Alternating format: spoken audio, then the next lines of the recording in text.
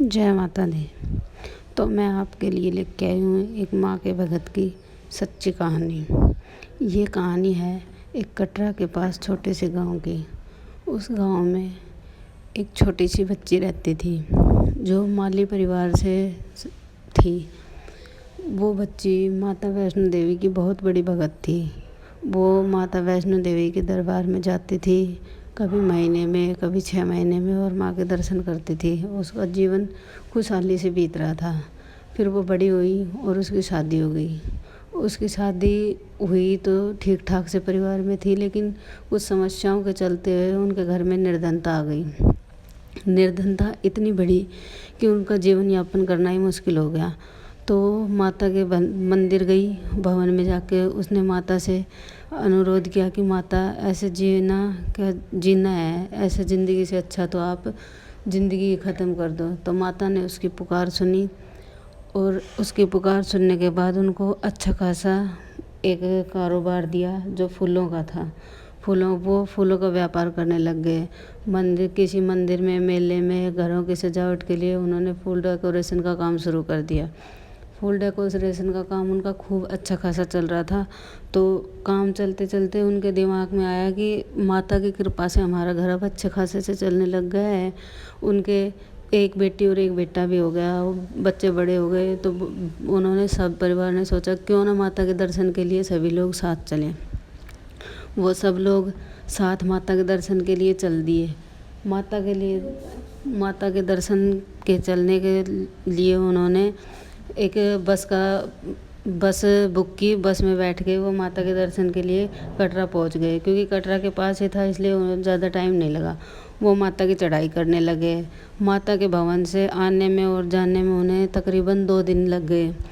2 दिन बाद जब वो वापस अपने गांव आए तो वहाँ पर बारिश शुरू हो गई और बारिश में उनके सारे फूल ख़राब हो गए।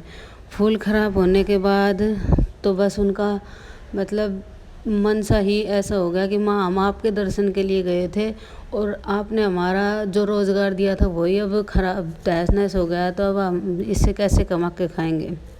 तो उन्होंने घर पे आने के बाद में दोबारा माता से कहा कि माता, ये आपने हमारे साथ क्या किया है, अब ऐसा करने के बाद हम अपना जीवन यापन कैसे करेंगे।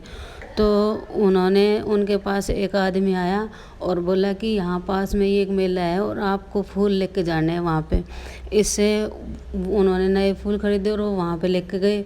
तो उसको अच्छा खासा मुनाफा हुआ और माता रानी ने उनकी सुनी। धीरे धीरे समय बीतता गया।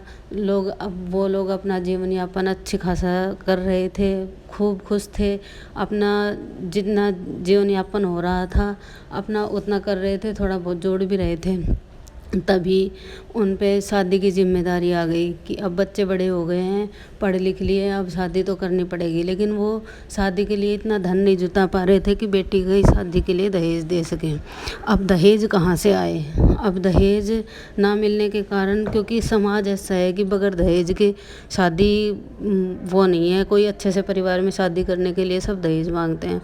तो वो बुढ़िया फिर रोने लग गई कि अब माँ, मैं दहेज कहाँ से लाऊं, अपनी बेटी की शादी कैसे करूं। तो उन्होंने फिर मन बनाया कि अब माता ही कुछ कर सकती है और माता के भवन में चलो।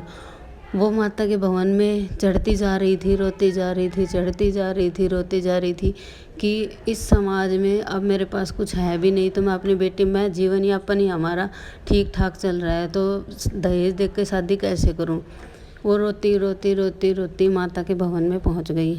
वहाँ पे पहुंचने के बाद उन्होंने दर्शन किए, माता से फरियाद की, आंखों में आंसू लेकर उन्होंने माता के दर्शन करके वो लोग वापस लौट रहे थे। तो उन्हें रास्ते में एक परिवार मिला। उनसे वो बात करते करते नीचे आ रहे थे। तो उन्होंने उनको देखा और उनकी लड़की उनको पसंद आ गई। तो उन्होंने उनसे कहा कि आप हमारे बेटे से आपकी बेटी की शादी कर दो। तो उन्होंने कहा कि भाई, हमारे पास तो दहेज नहीं है। तो वो बोले कि हमें दहेज नहीं, आपकी बच्ची की ही ज़रूरत है, आपकी बच्ची हमें बहुत पसंद है। उनकी दोनों की उनको शादी करा दी गई। तब के बाद से माता के चमत्कार उनकी ज़िंदगी में इतने हुए कि वो माता के चमत्कारों को भूली नहीं, और हर महीने नंगे पैर माता रानी के मंदिर में अब भी जाती हैं और दर्शन करके आती हैं। तो मैं आप लोगों से एक तो यही कहना चाहती हूँ कि माता में अगर हमारा विश्वास है, अगर हम उनके शक्ति को मानते हैं, तो माता हमारे जीवन में चमत्कार ज़रूर करती है। और दूसरा, कुछ तो अब दहेज प्रथा ख़त्म हो गई है, कुछ और अगर दहेज प्रथा ख़त्म हो जाएगी तो शायद समाज में गरीब परिवार को इतनी चिंता नहीं होगी कि वो अपनी बच्ची की शादी कैसे करें, कैसे ना करें। उन हर व्यक्ति को यही चिंता होती है कि हम हमारी बच्ची को पढ़ा तो रहे, लेकिन शादी के लिए खर्चा कहाँ से आएगा। तो अगर हम सब मिलकर सपोर्ट करें तो शायद ही दहेज ना होने के कारण कोई अपनी बच्ची को बोझ ना समझेगा, और सब अपनी बच्ची का पालन पोषण अच्छी तरीके से करेंगे। जय माता दी, जय माता दी और जय माता दी।